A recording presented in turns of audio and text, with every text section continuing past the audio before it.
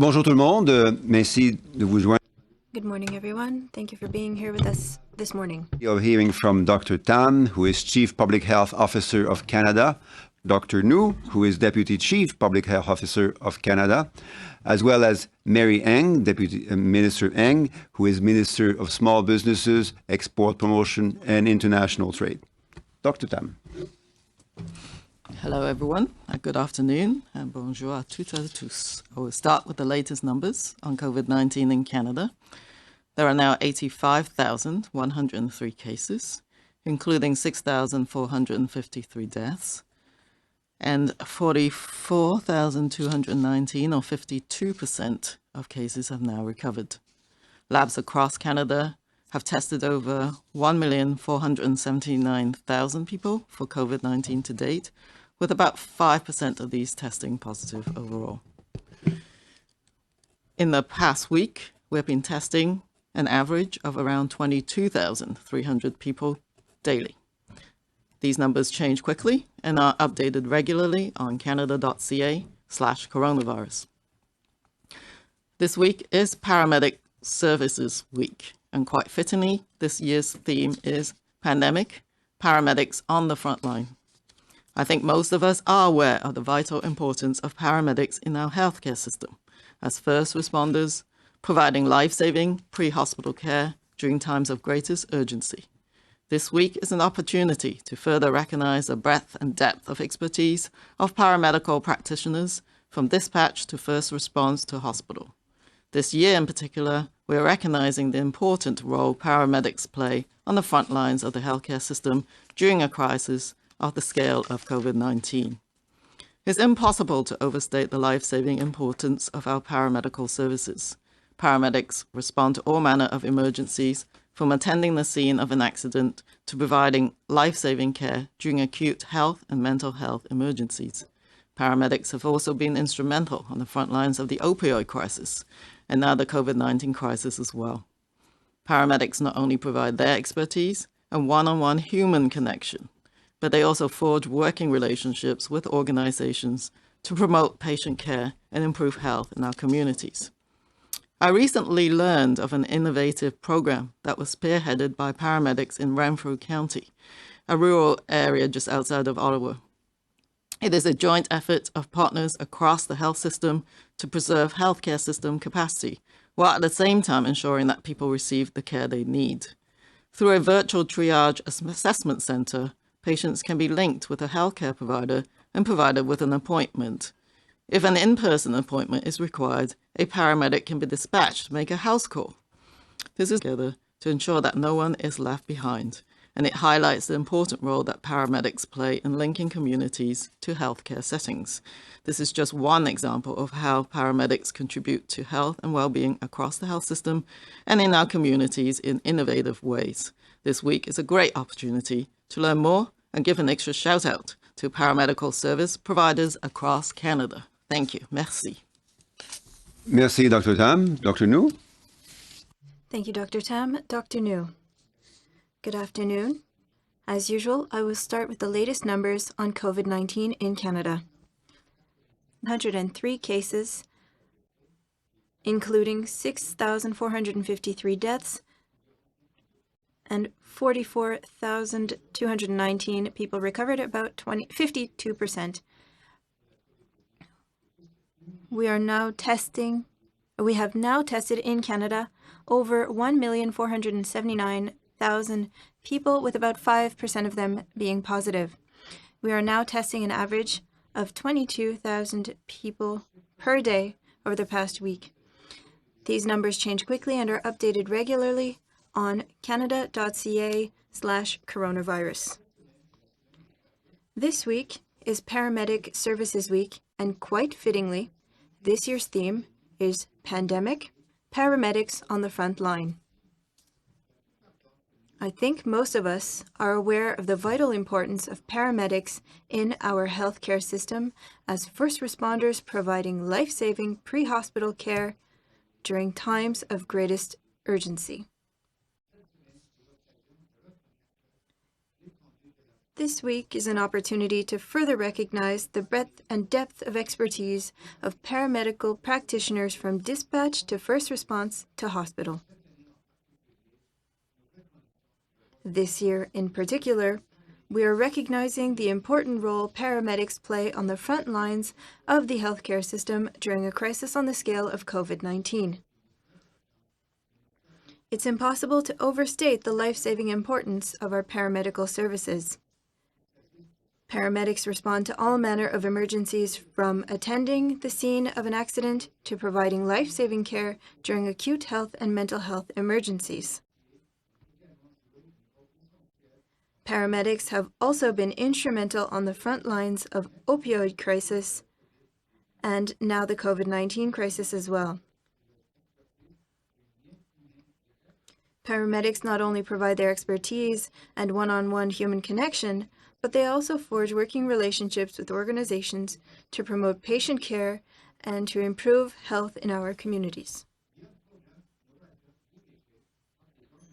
I recently learned of an innovative program that was spearheaded by paramedics in Renfrew County, a rural area west of Ottawa.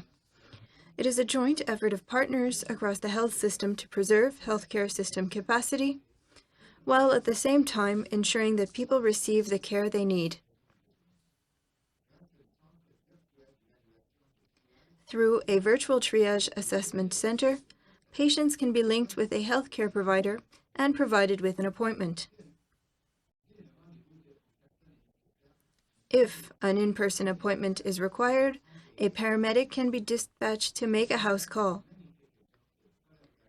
This is a wonderful example of the health system coming together to ensure that no one is left behind, and it highlights the important role that paramedics play in linking communities to healthcare settings. This is just one example of how paramedics contribute to health and well-being across the health system and in our communities in innovative ways. This week is a great opportunity to learn more and give an extra shout out to paramedical service providers across Canada. Thank you. Thank you, Dr. New. Mary? So much, Jean-Yves. Good afternoon, everyone. Bonjour tout le monde. Good afternoon, everyone. 5 million Canadians are employed by a small business across our country. To the entrepreneurs who run these businesses, you are the key to ensuring millions of Canadians can get back to work as we take the gradual steps towards restarting our economy. You're at the heart of our communities, and that is why we're here to support you. Right now, the smallest and the most vulnerable businesses are facing additional challenges when it comes to accessing tailored financial planning advice. Today, we are launching the Business Resilience Service in partnership with the Canadian Chamber of Commerce, a free hotline operated by 125 business advisors from the Chartered Professional Accountants of Canada. This service provides Canadian business owners, including people who run charities and not-for-profits, with customized financial guidance who wouldn't otherwise have access to it, from navigating tax regulations and government supports to planning their path to recovery. Again, this service is meant for vulnerable small businesses with pressing financial needs and business owners who may otherwise have difficulty accessing tailored financial advice.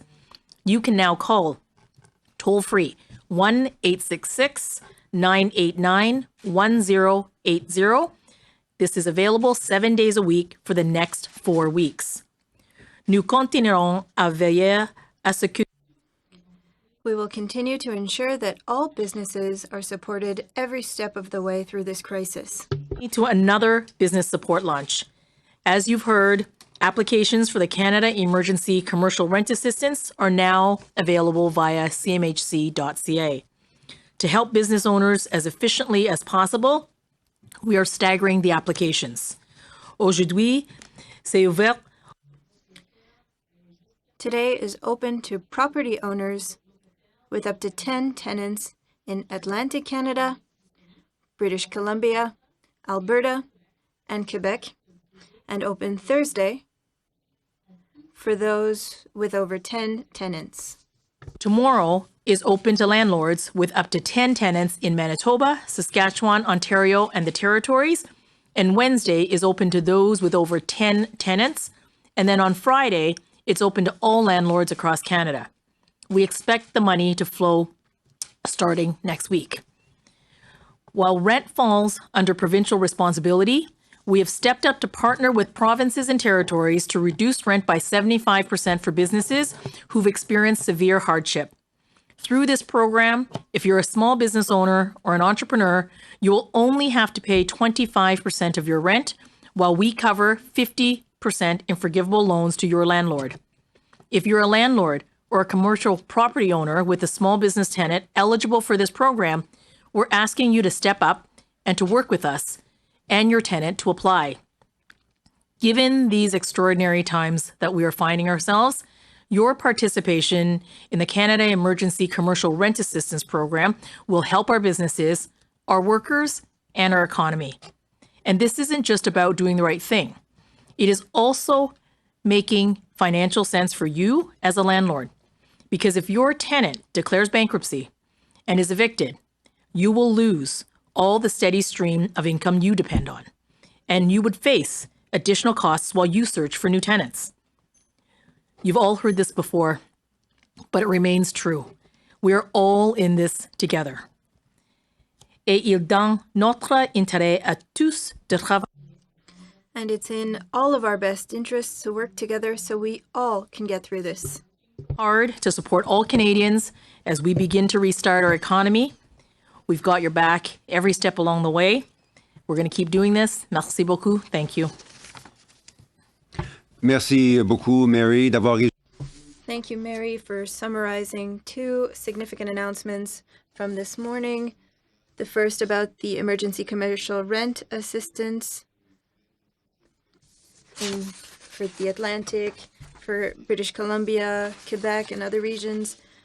They can submit their requests in order to help small businesses who are going through extremely challenging times. Second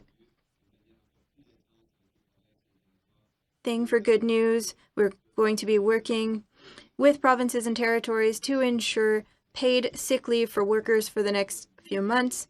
We know that these next few months are going to cause a lot of insecurity, and employers are going to have to do all that they can to protect their health, that of their families, and the health of their colleagues.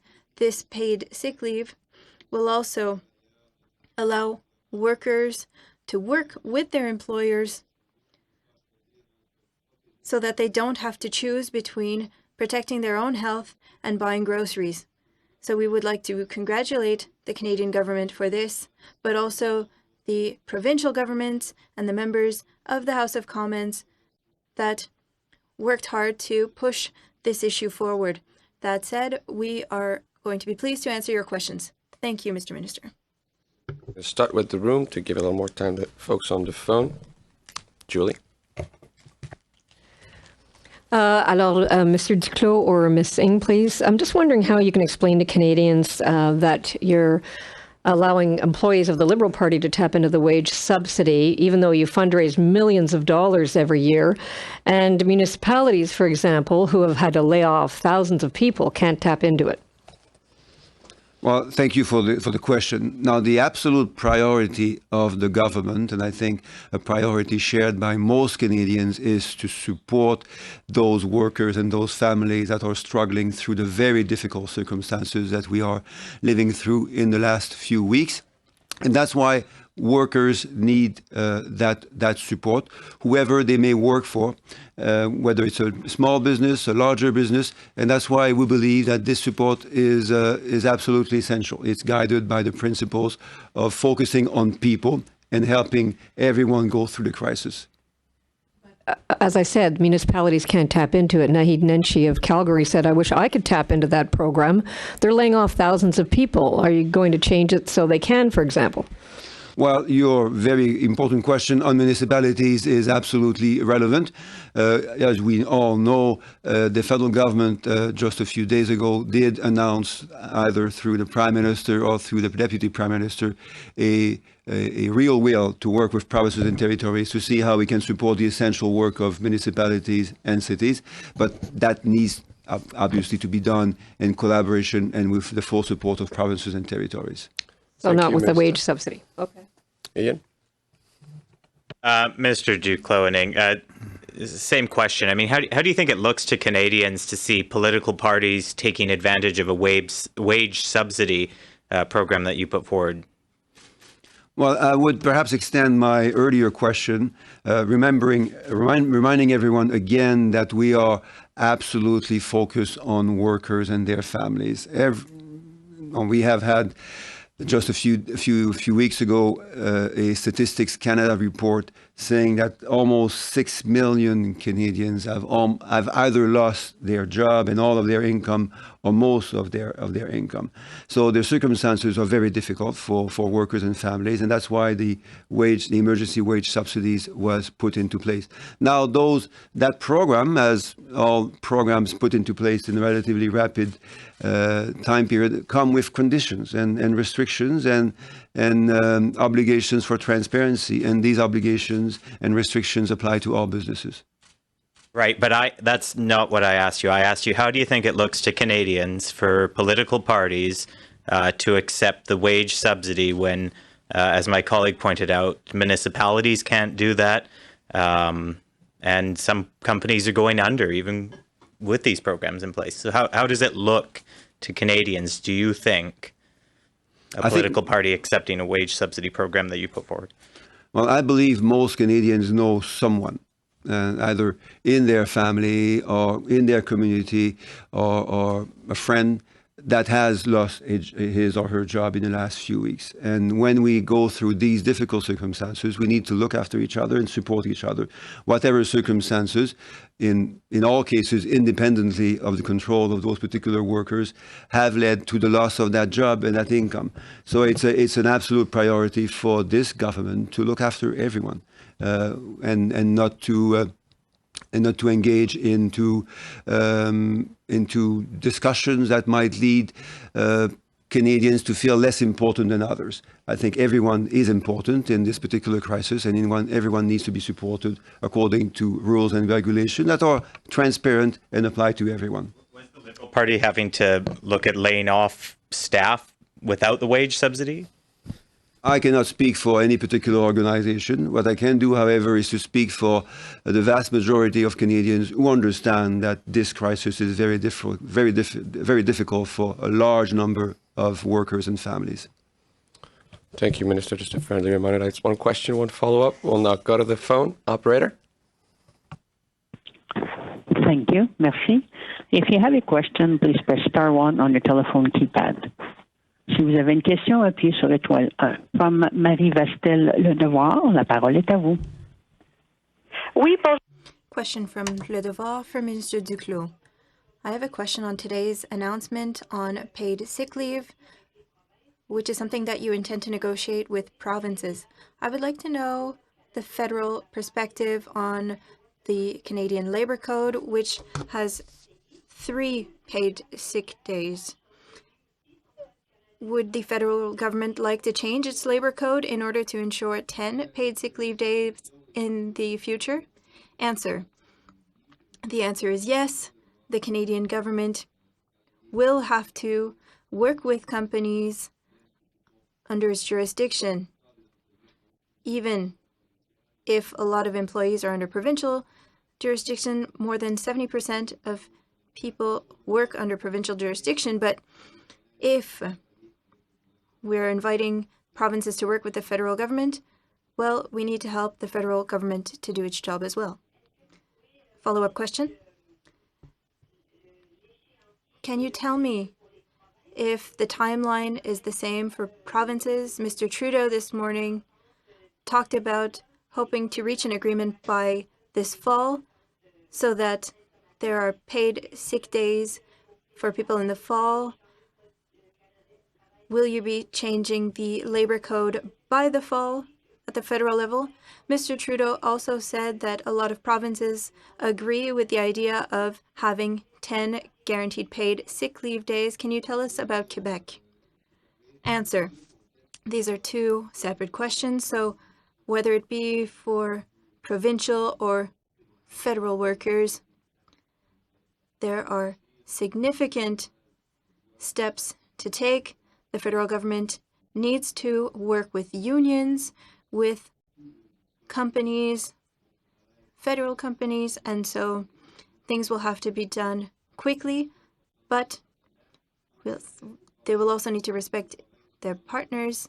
And for provinces, well, I think it will be up to the provinces to answer this question. Throughout Canada, we need to recognize that the coming months are going to be absolutely essential. Workers sometimes need to choose between protecting their health and being able to make ends meet. And we want to avoid such a situation. We want to avoid that a worker would make the wrong decision to go back to work, even though they might have COVID-19 symptoms. They're putting their own health at risk, but they're also putting their colleagues' health at risk. And so their company is also at risk of not being able to maintain its activities. That's why we need to react quickly, but we need to do things right. Thank you, Mr. Minister. Next question, operator. Merci. Thank you. The next question is from Stephanie Levitt from the Canadian Press. Please go ahead. Your line is now open. Good morning, or good afternoon, I guess. Thank you for taking the question. It's for Dr. Tam. The point, all along here of shutting down the economy, getting people to stay home and flatten this curve was to buy time for the healthcare system to get ready. And I just wonder what your assessment is of how ready the system actually is should there be a second wave. And I know there's provincial and local differences here, but just broadly speaking, what do you think? Is the healthcare system ready? So I think we do have to prepare for potential for another wave, and I mean we always should prepare for the fact that the second wave could even be worse than the first wave. So that's a very important question. So we know that with the collective efforts, we did not exceed the health system capacity to cope with this initial wave, this first wave.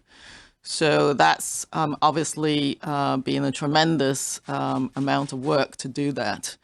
But we got to keep going to increase capacity. I know that we haven't exceeded our ICU capacity, but I think provinces are continuing to ramp up, including ventilators and other supplies.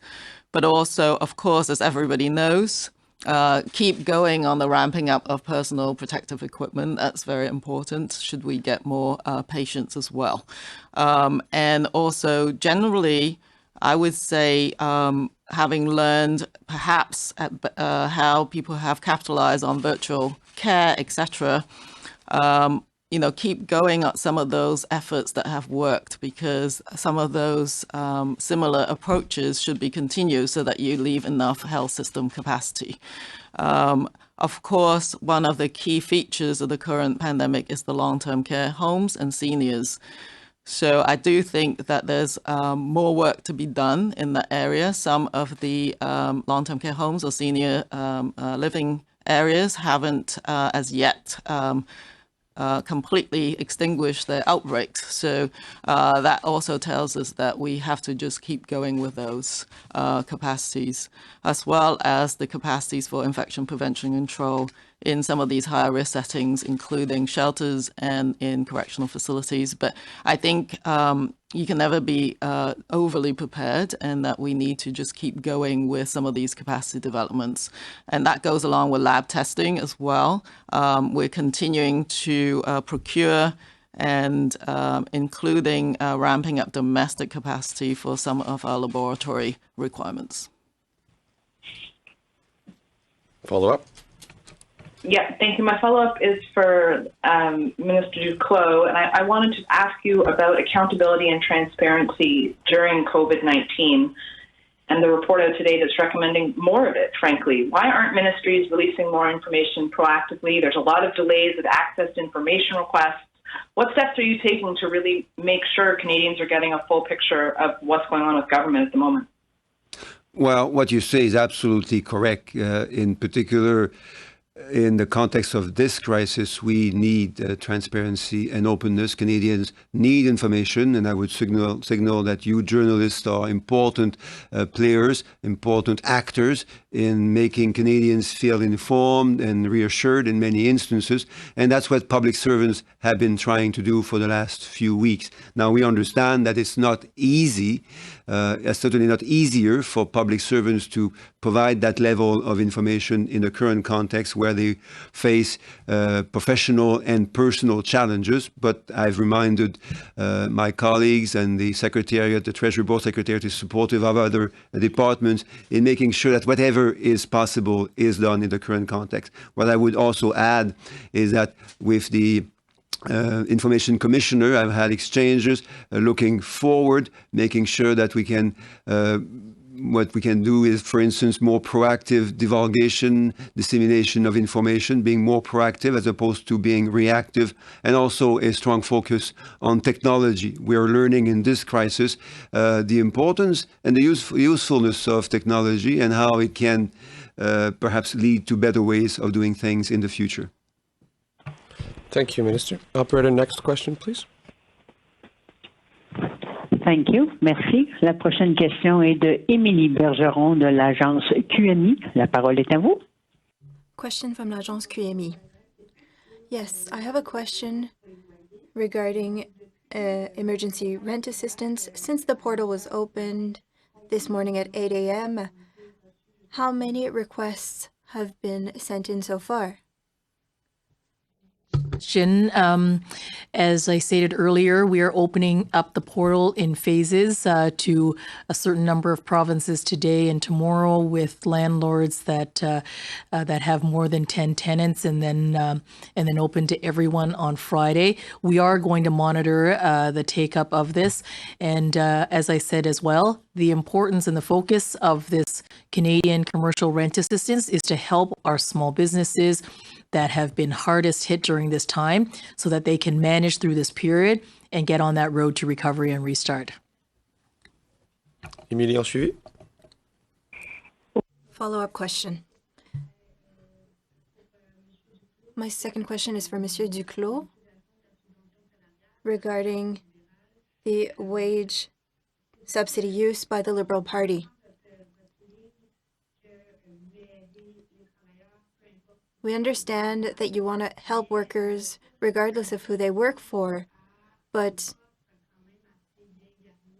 Canadians know that the Liberals and the Conservatives have healthy budgets. What message is this sending to Canadians when companies are struggling to pay their employees?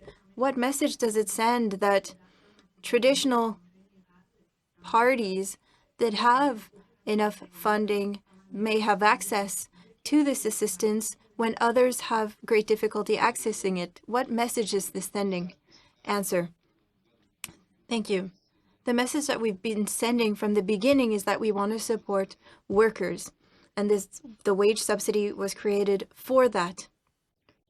There are very solid and very clear criteria that ensures that the wage subsidy is given to workers. If a company uses this for something other than wages, then there would be significant consequences. 225% for the wage subsidy, which needs to be given to workers. Canadian workers and families are currently going through extremely difficult times, and that is why this subsidy was created. We want to make sure that all companies respect the rules regardless of who they are. Thank you, Mr. Minister. Julie, I believe you had additional questions. C'est pour Monsieur Duclos, s'il vous plaît. My question is for Monsieur Duclos. In terms of, this is about the disaster that continues to be underway in long-term care homes, and specifically about Rivera, which is one of the biggest chains in the country. So I'm just wondering, I believe it is still under the Public Sector Investment Board, which reports to you, right? for Treasury Board, the Investment Board. So I'm wondering, have you had direct talks with Revera about improving its conditions, considering that it's got a massive lawsuit against it and all the deaths from COVID? Thank you. Well, there are two things. One, which I cannot comment on, which is the particular circumstances and details of a lawsuit or a class action. That would be, of course, inappropriate for a minister to comment on. What I can say, however, is that, and as you all know as well, is that we are extremely saddened by the difficult circumstance in which many of our seniors have been going through in the last few weeks. We know that this requires a level of leadership which is in strong support of the absolutely important responsibility and jurisdiction of provinces and territories. So although we are mindful of the fact that the federal government needs to be working respectfully, we have signaled a number of times that we want to do whatever we can to support the work of provinces and territories in managing the health sector. The Public Sector Investment Board reports to Parliament, reports to you every year.